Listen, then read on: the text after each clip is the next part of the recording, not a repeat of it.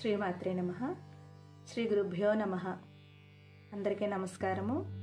సౌందర్యలహరి 19వ శ్లోకము.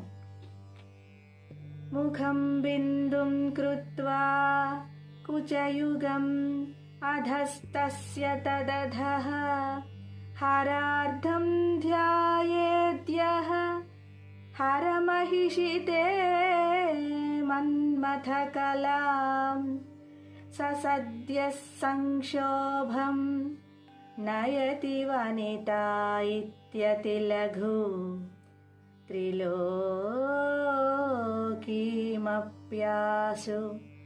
భ్రమయతి రవీందుస్తనయుగా.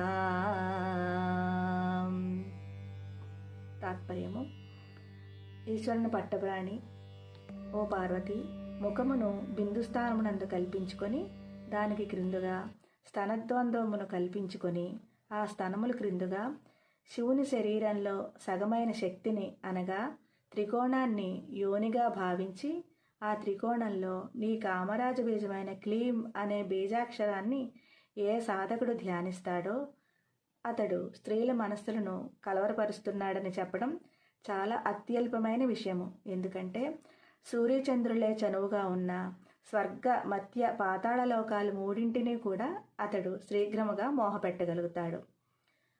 ఫలితము ఆత్మజ్ఞాన లాభము, మంత్రసిద్ధి. శ్రీమాత్రే నమః.